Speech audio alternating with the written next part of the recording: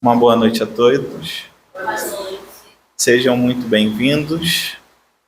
Tem alguém na casa pela primeira vez? Não? Então, é uma alegria recebê-los. Que Jesus nos acompanhe, nos guie durante essa noite. Preencha nossos corações de amor e esperança.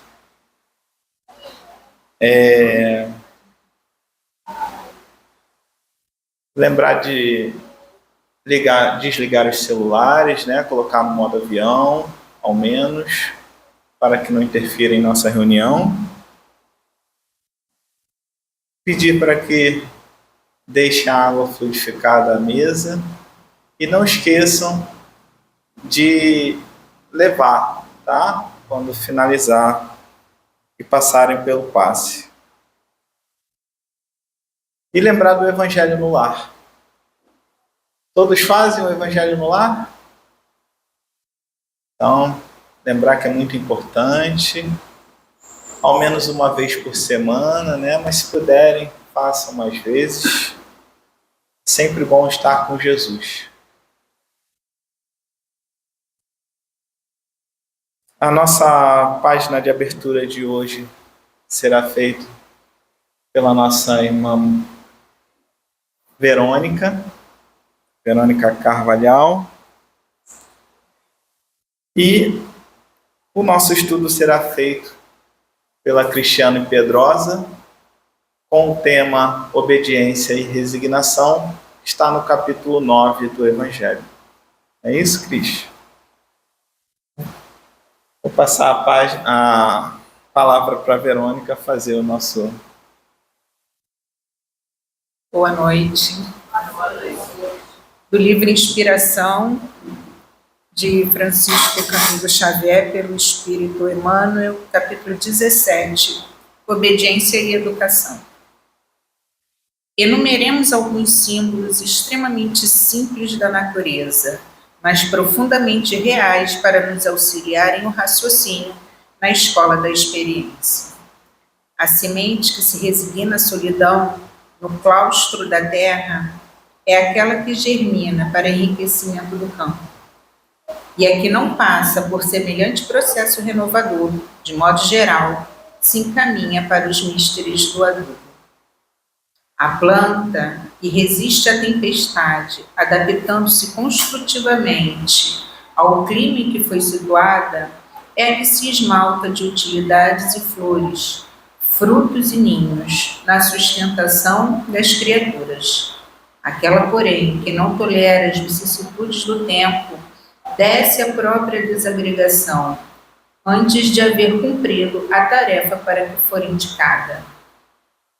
E assim ser-nos-á possível prosseguir, lembrando-nos do calendário da vida.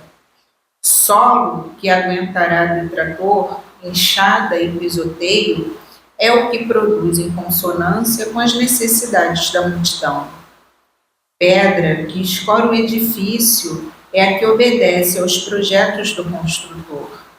Fio que comunica a força elétrica para benefício do reconforto é aquele que permanece no esquema de serviço em que foi colocado. Violino que irradia a bênção da música será sempre aquele que demonstra firmeza na função a que foi chamado, sem se sobrepor aos planos do artista. Acontece o mesmo no reino do espírito.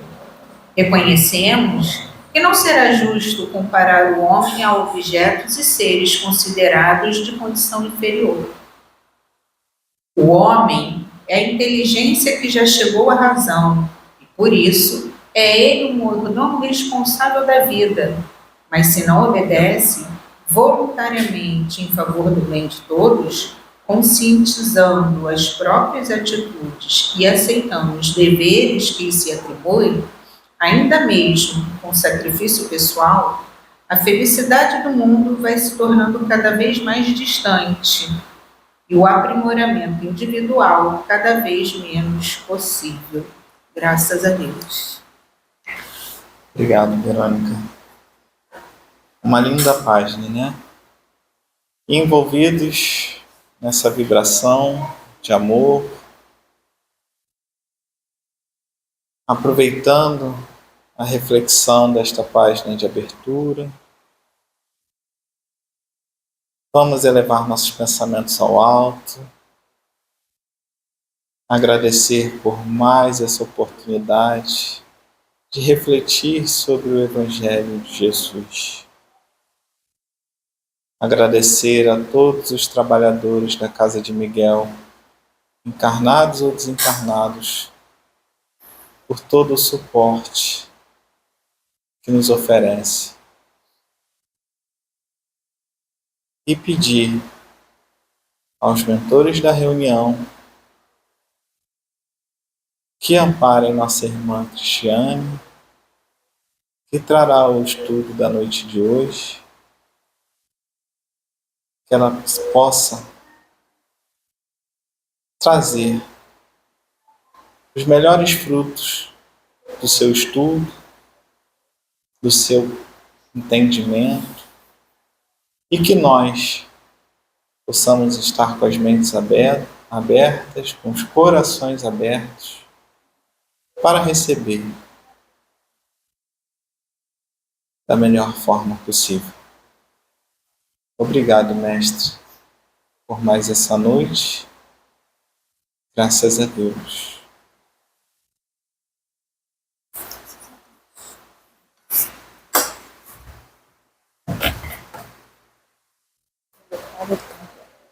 Boa noite, gente. Boa noite, gente. Desculpa. Obediência e resignação. Esse é um dos meus textos favoritos. Aliás, eu amo o capítulo 9 do Evangelho. Bem-aventurados os que são mansos e pacíficos, porque ele para mim representa uma virada de chave, de consciência, do que eu pensava que era o mundo antes e depois de entender bem como é que esse capítulo funciona. Para mim,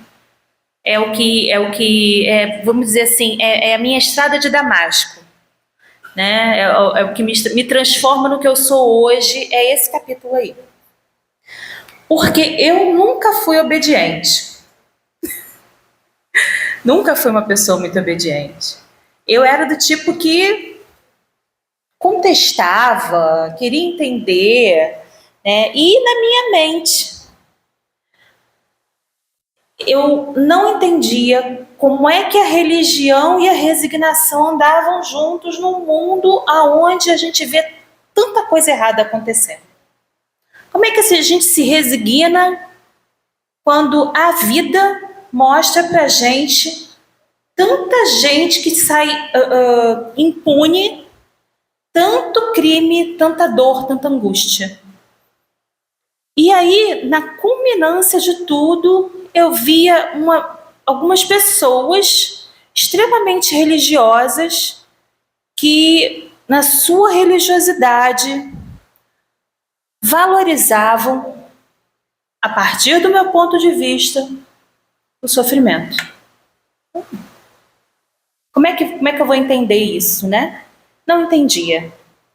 Eu não entendia e dentro desse capítulo a gente tem várias indicações que fazem a gente entender qual é a relação que a gente tem com o sofrimento e qual é a relação que a gente pode ter a partir do olhar da doutrina espírita.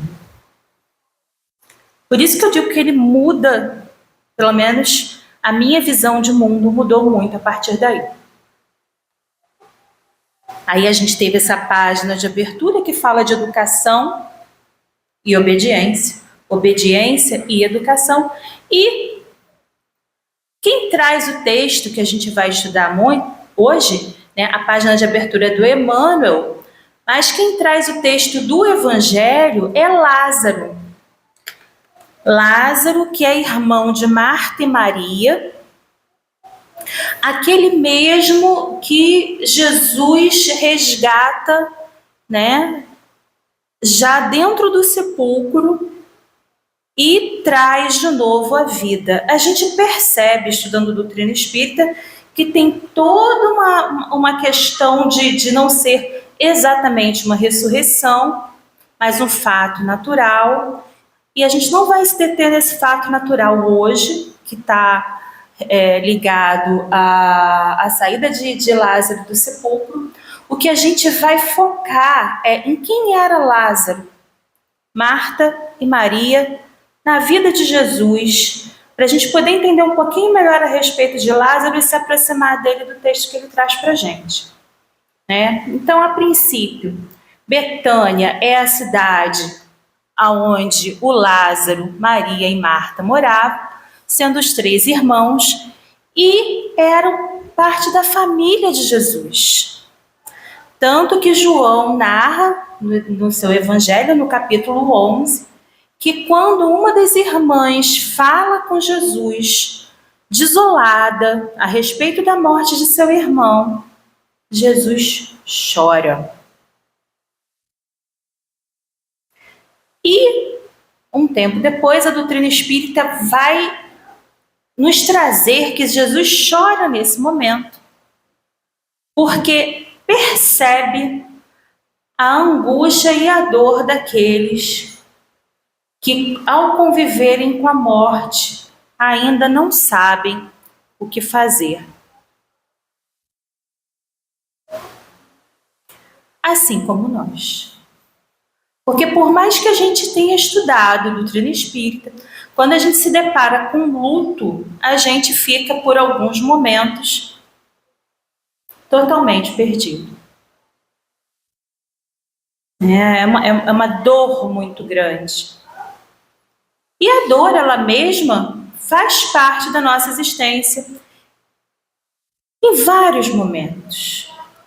E ambas as irmãs dizem para Jesus: se o Senhor tivesse vindo mais cedo, isso não teria acontecido. E quantas vezes, eu me pergunto, a gente nas nossas conversas com Deus fala isso para Ele. Se o Senhor tivesse vindo mais cedo, se o Senhor tivesse me acudido antes, esse sofrimento que eu estou passando não teria acontecido. Porque a gente briga com Deus. A gente se revolta. A gente se irrita. E a gente não entende por que a gente tem que passar por certas coisas. E é nesse sentido que somos, eu, você, e eu acredito que 90% da humanidade, desobedientes e não resignados. Por isso que a gente precisa tanto desse texto do Evangelho. Por isso que a gente precisa tanto entender do que Lázaro traz para a gente. Eu acho que por própria vivência, né? E você vê que é uma família muito querida, uma família querida de Jesus, né? E Lázaro retorna com a falange do Espírito de verdade, trazendo um texto que fala sobre a lei de amor, esse que fala sobre obediência e resignação, e alguns dos textos mais lindos que a gente vai encontrar no Evangelho segundo o Espiritismo.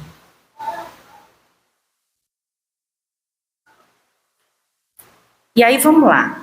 Coisa de evangelização, né? Princípios básicos da doutrina espírita. O que a gente ensina para as crianças? Né, tia Verônica? Para sempre, evangelização no coração. Né? Kátia também está ali lembrando. Existência de Deus, imortalidade da alma, reencarnação, comunicabilidade dos espíritos e pluralidade dos mundos habitados. Então eu quero dizer para você que se você é espírita e você ainda não conhece os 5 princípios básicos da doutrina espírita, você ainda não está matriculado num curso na Casa Espírita, muito provavelmente, porque a nossa base está aí. Né? A gente acredita nessas 5 coisas. A gente acredita que esses são os princípios trazidos pela revelação da codificação espírita e que fazem e que nos tornam espíritas. Certo? Existência de Deus, ok? Imortalidade da alma, tudo bem? Reencarnação, todo mundo aqui é reencarnacionista. Comunicabilidade dos espíritos, ou seja, mediunidade. Confere. Pluralidade dos mundos habitados, ou seja, não há vida só aqui no universo imenso desse, né? Há mais do que vida só no planeta Terra, ainda que a gente não tenha comprovado isso, né, em matéria de vida inteligente, a gente já comprovou que há vida em outros planetas, né?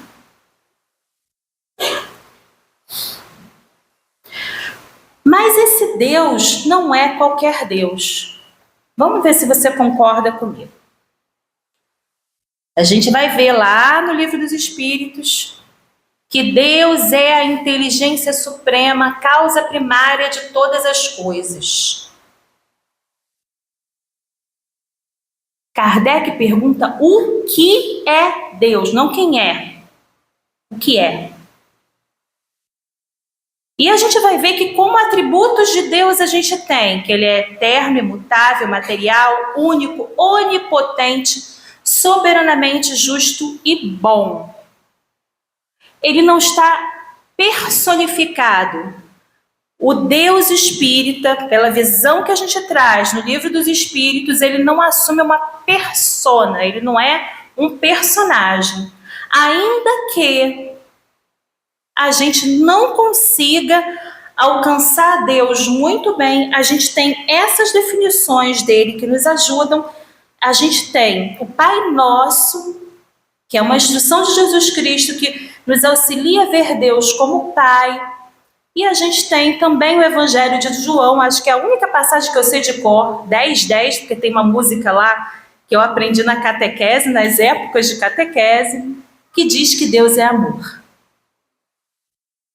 Então, por definição, Deus é amor, é eterno, imutável, imaterial, único, onipotente, ou seja, pode tudo, soberanamente justo e bom.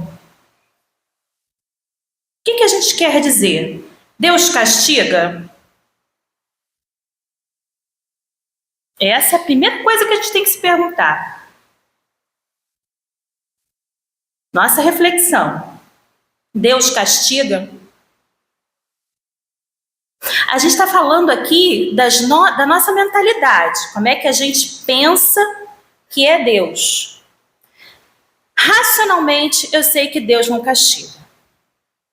Mas a gente vem de séculos e séculos de vivências sociais que dizem que Deus pune, Deus castiga, né? Isso está praticamente no nosso coração. A gente sente isso. Quando a gente, se machuca, dá um tropeção, a gente fala assim, devo ter jogado pedra na cruz. Ainda confunde Jesus com Deus e diz assim, não, eu errei e agora estou sendo punido por isso, estou sendo castigado. Essa é a mentalidade, vamos dizer assim.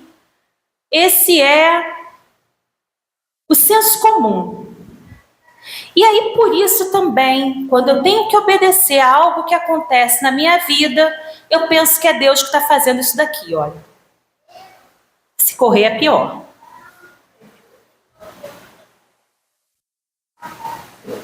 Quantas vezes a gente ouviu isso, né?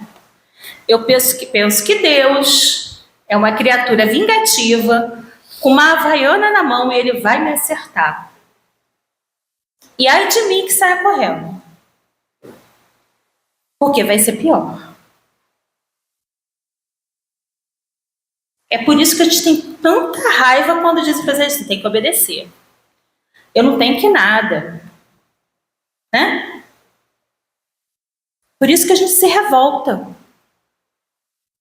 A gente ainda olha para Deus e tem essa imagem de que é alguém que está vindo te castigar e te colocar no eixo, porque tem que te consertar. Peraí. Onde é que eu estava mesmo? Ele é o quê mesmo? Eterno? Soberanamente justo e bom. não coaduna com chinelo na mão. Não dá. O Deus que a gente descreve no Livro dos Espíritos não é o mesmo que me castiga. Pode ser. Essa é a primeira virada de chave que esse texto vai trazer para a gente, que Lázaro vai trazer para a gente. Não é uma questão de castigo, tá? Não é uma questão de alguém que está querendo te machucar. Isso era no senso comum. Esse é um jeito de olhar para a vida que não tem relação com os nossos estudos de doutrina espírita. Você percebe isso? Que é diferente?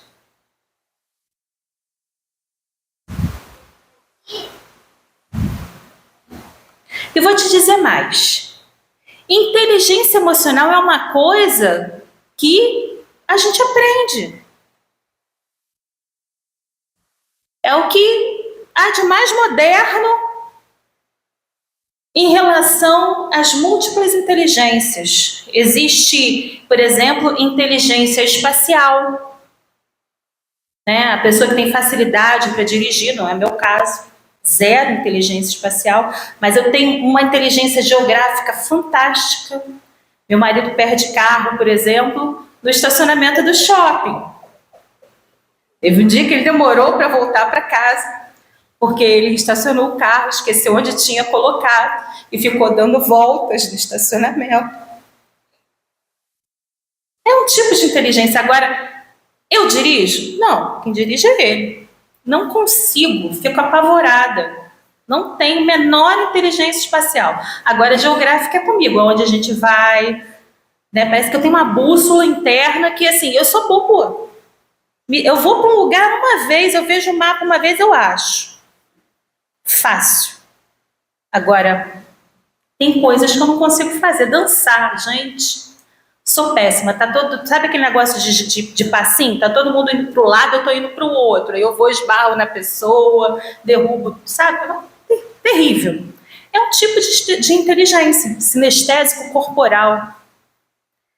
Então, a gente não fala mais só de inteligência quando a gente está dizendo a respeito do QI da pessoa. São vários os tipos de inteligência. Inteligência lógico-matemática, inteligência linguística, inteligência intrapessoal. E é disso que a gente está falando aqui. Quando eu conheço a mim mesmo. Inteligência interpessoal, quando eu me relaciono bem com as pessoas e sei como convencê-las ou como conversar com elas. Estou usando aqui da minha inteligência interpessoal, tentando fazer vocês pensarem comigo.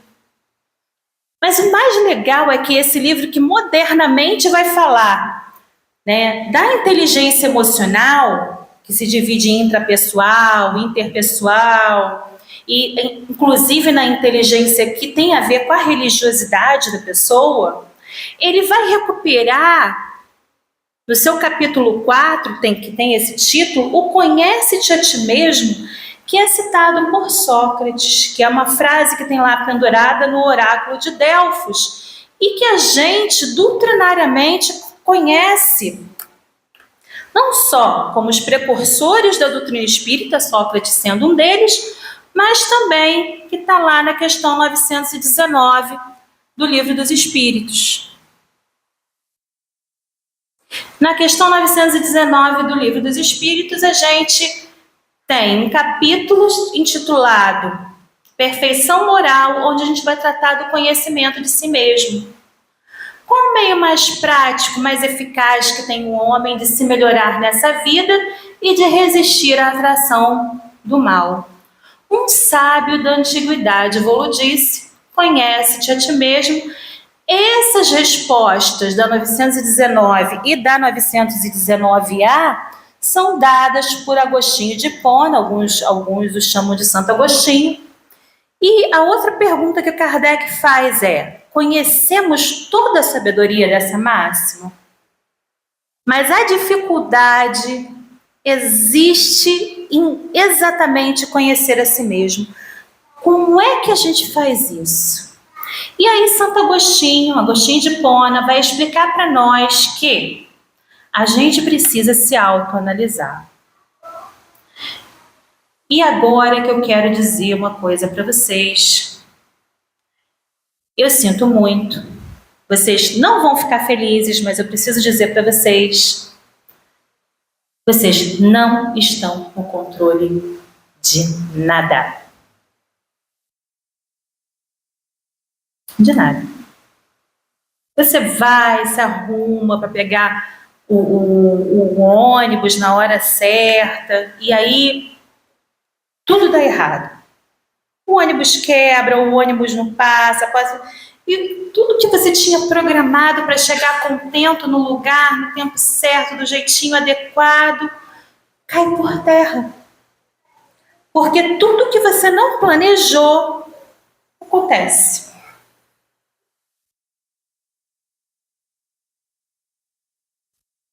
As mais corriqueiras coisas podem acontecer. Mas se eu tenho inteligência emocional o suficiente para entender que eu não taquei pedra na cruz, que Deus é Pai, é amor, é soberanamente justo e bom, existe alguma coisa que eu tenho que aprender com aquilo que fugiu do meu controle.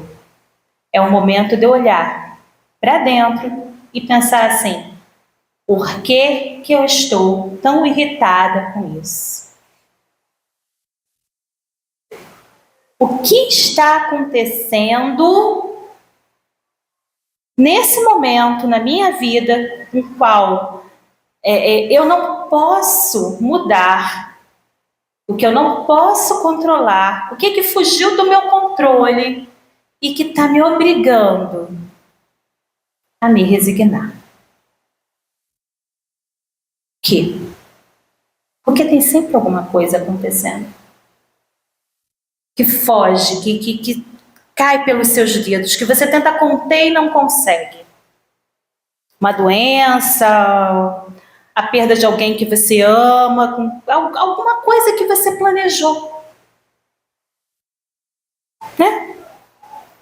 E aí, como a gente tinha entendido que Deus é soberanamente justo e bom, e aconteceu alguma coisa que fugiu do meu controle na vida, que eu já tinha tudo planejado, eu vou me lembrar que há conceitos básicos que estão relacionados à reencarnação, dos quais eu não posso me esquecer. Porque o fato de eu estar reencarnado quer dizer que eu tenho o quê? Um planejamento reencarnatório para cumprir. Você não veio a passeio, tem algo que a gente veio realizar. E muitas vezes, olhando para a nossa vida e para as coisas que a vida tenta nos ensinar, a gente lembra que a gente tem um planejamento reencarnatório para cumprir. Essa coisa que está acontecendo e que fugiu do meu controle, lembre-se, você não está no controle. Te fere. Te faz sentir revoltado e você pensa que Deus é alguém sádico que está mirando a Havaiana em você. E não é essa a intenção. A intenção é que você se lembre que, como espírito, você teve um antes de chegar aqui e você vai ter uma vida que continua. Porque você vai reencarnar outras vezes e, na verdade, isso aqui que a gente está passando é uma experiência de um espírito que está vivenciando algo que foi planejado com uma finalidade de fazer com que ele progrida, tenha esperança e progrida, e que atrai para ele fatores de aprendizagem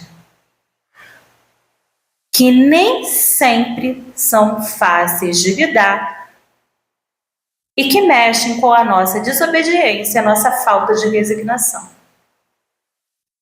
Isso se chama ambientação reencarnatória necessária para que você possa progredir como espírito imortal. Então, diferente de algumas religiões que fazem você pensar que Deus não me ama porque eu estou desempregado, que fazem você pensar que Deus não te ama porque você perdeu alguém que você queria muito que tivesse com você. A doutrina espírita vai virar para você e vai falar assim: Deus te ama apesar de você ter errado, apesar dos problemas pelos quais você passa. Deus te ama infinitamente e cuida de você para que, mesmo passando por esse período difícil, doloroso, você chegue aonde você precisa chegar, para então se sentir livre das amarras que você trazia. Complicado, né? Faz a gente pensar, né? Porque tem finalidade, entendeu? Não é pela birra, não é para te ferir, tem um propósito. E esse vetor de reencarnação, de atração, faz com que eu atraia as situações e os ambientes que eu preciso para poder melhorar. Então não é como se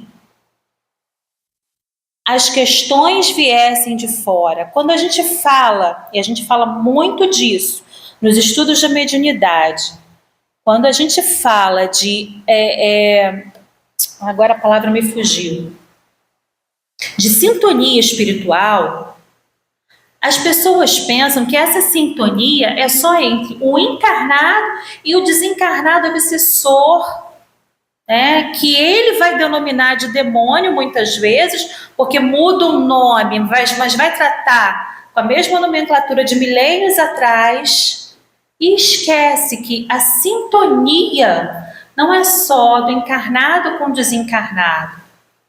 É do encarnado com as situações da vida, é do encarnado com aqueles que o circulam no lar, ambientação, no trabalho, onde quer que ele esteja, na casa espírita, né? A gente sabe que a casa espírita está cheia de questões também. Afinal de contas, é formada por quem? Por nós, desobedientes e pouco resignados, que precisamos aprender. E aprendemos juntos. Juntos aprendemos a compreender a magnitude de Deus e os nossos problemas, que a gente só vai poder superar com essa mudança de mentalidade a partir do momento que a gente encontra em Deus a personificação da bondade, da justiça, do amor. E você está me dizendo, Cristiane, que eu tenho que acolher isso tudo? Então você não sofre? Pra caramba. Todo mundo sofre. E tem horas que eu não entendo de que lado está vindo, né, a tamanha angústia, porque a gente já passou por momentos assim, e aí eu vou lá pro meu cantinho, fico quietinha, e eu vou dizer para vocês, eu até choro. E aí eu falo assim com Deus: olha, Deus, eu não estou entendendo nada do que está acontecendo, mas eu sei de uma coisa: o Senhor está olhando para mim, está olhando por mim. E eu vou superar, porque há uma finalidade nisso. Eu não vou deixar essa peteca cair. Não vou deixar essa peteca cair, porque eu não estou sozinha. A gente está falando de reencarnação, comunicabilidade. A gente está amparado na sintonia das nossas preces. Quem é que atende? Aqueles que torcem para que a gente consiga superar os problemas, as dores, as angústias. Não é verdade? Nunca estamos sozinhos. Estamos sempre sendo cuidados. E quando a gente vira essa chave e começa a acolher a doutrina espírita, vou dizer para vocês que os problemas não mudam, mas mudam o nosso olhar a respeito deles. A nossa certeza de que esse Deus de Pai, que é Pai, Deus que é amor, soberanamente justo e bom, sabe exatamente aonde a gente vai chegar no final dessa história, por mais dolorida que ela seja.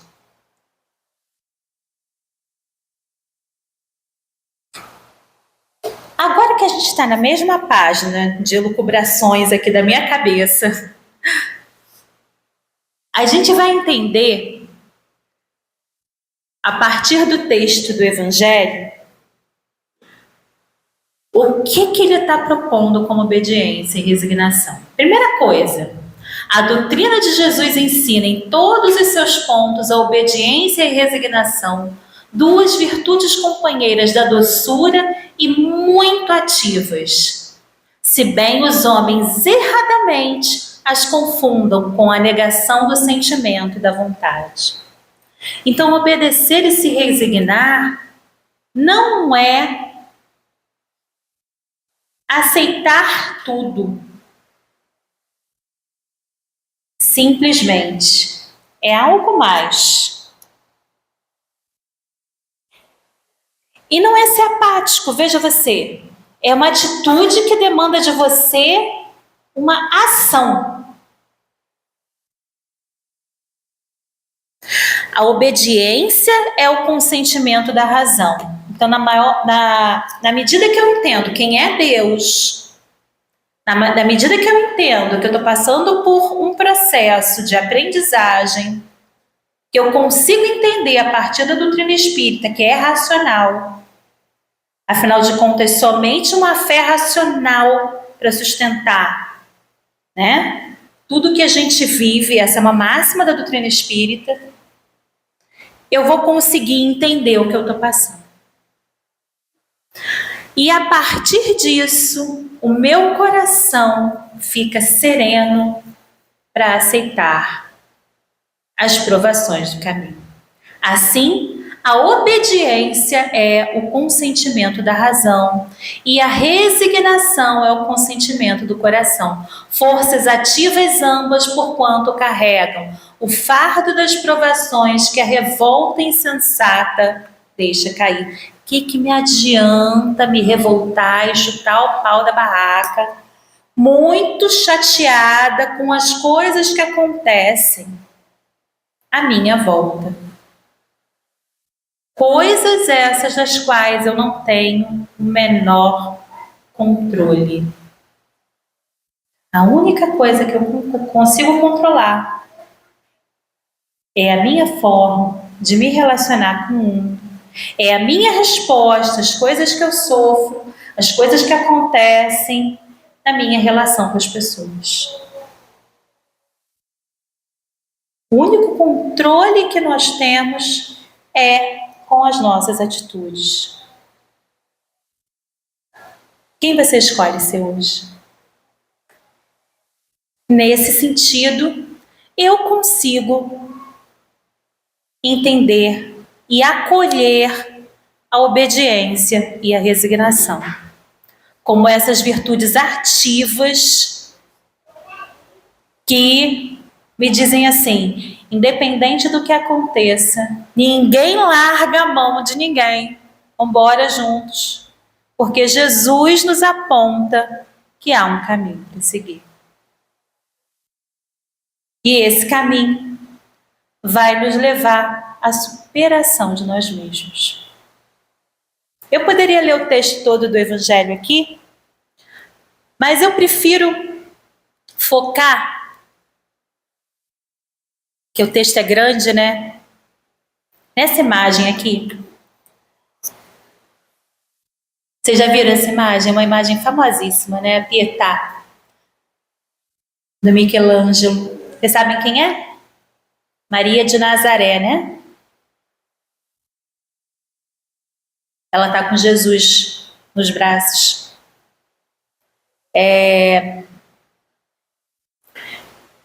Eu vi uma fala uma vez de uma pessoa que me dizia assim, um marido que perde a esposa, ou uma esposa que perde um marido, tem um nome, é viúvo ou viúva, né?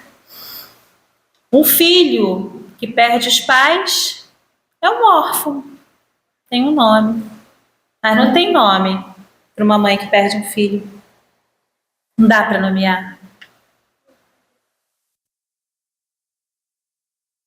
Não tem nome para isso. Não existe maior dor conhecida pela humanidade, né? Não existe. As proporções dessa obra falam um pouco disso. Uma mulher gigantesca segurando um filho nos braços. Quando a gente não sabe nomear, a gente vem com a arte, né? Para ocupar esse lugar. Maria de Nazaré teve um papel fantástico, né? De demonstrar para nós o que é obediência e resignação, na medida que ela vivenciou isso. E quando ela desencarna, ela retorna e vai visitar aqueles cristãos que estão sofrendo, né? E é um texto lindo que tem lá no Boa Nova. E esse texto que tem no Boa Nova, o último capítulo, se eu não me engano, fala da desencarnação de Maria de Nazaré. Quando ela vai visitar os cristãos, ela pensa: o que meu filho diria para eles? E ela se aproxima de uma menina e ela diz para ela: canta, minha filha, tenhamos bom ânimo, convertamos as nossas dores da terra em alegrias para o céu.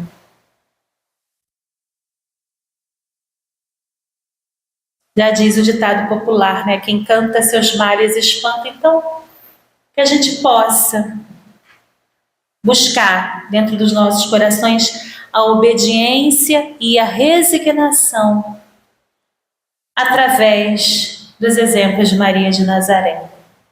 Boa noite a todos. Muito obrigada.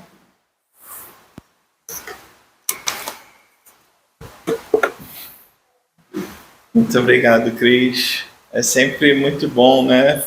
Essas reflexões que nos são trazidas às sextas-feiras, e pedimos para que Cristiane faça a nossa prece de encerramento, por favor. Então vamos. Aqui, quando a gente chegou, né? Esse salão já tinha sido amorosamente preparado para nós. Aqui vieram os nossos amores que torcem por nós, há crianças presentes, um lindo coral que canta uma Ave Maria. E apesar de alguns de nós não ouvirmos, a gente sente as doces vibrações da música que nos transpassa de doce e benigna consolação. Gratidão, mãezinha querida, pela tua presença nas nossas vidas, pela resignação que exemplificaste e pela tua fala, Senhora nossa, quando tu disseste ao anjo: faça-se em mim segundo a vontade de Deus, que nós possamos também nós sermos filhos obedientes em candura, em resignação. E esse Pai tão amoroso que nos guia pela vida para encontrar o melhor de nós mesmos na superação dos obstáculos da vida. Dá-nos a força que precisamos, Senhora, e auxilia-nos a encontrar no caminho a personificação do amor de Deus no olhar de cada irmão que nos estende a mão. Porque Deus atua no mundo através de nós mesmos. Então, Senhora, nós também te pedimos que nós sejamos instrumentos do teu amor, do amor de Jesus, do amor do nosso Pai maior, que a todos envia à terra com a sublime missão da superação de si. E para finalizar, nós te rogamos: Ave Maria, cheia de graças, bendita sois entre as mulheres, bendito é o fruto do vosso ventre, nasceu Jesus. Santa Maria, Mãe de Jesus, rogai por nós, agora e na hora do nosso desenlace. Graças a Deus.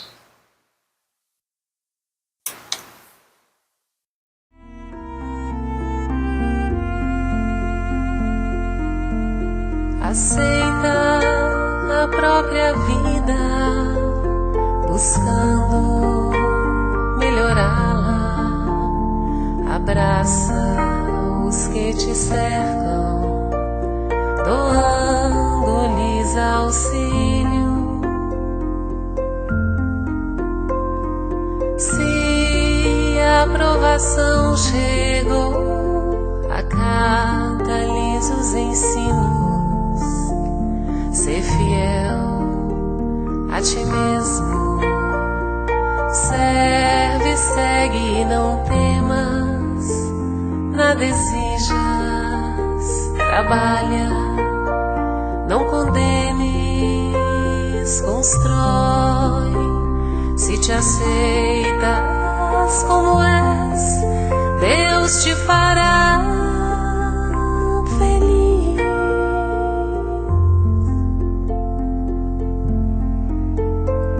Aceita a própria vida, buscando melhorá-la. Abraça os que te cercam, doando-lhes auxílio. Se a provação chegou, acata-lhes os ensinos.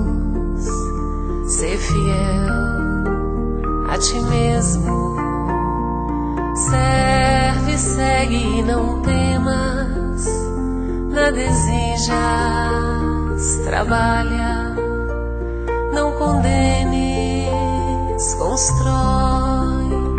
Se te aceitas como és, Deus te fará feliz, muito feliz.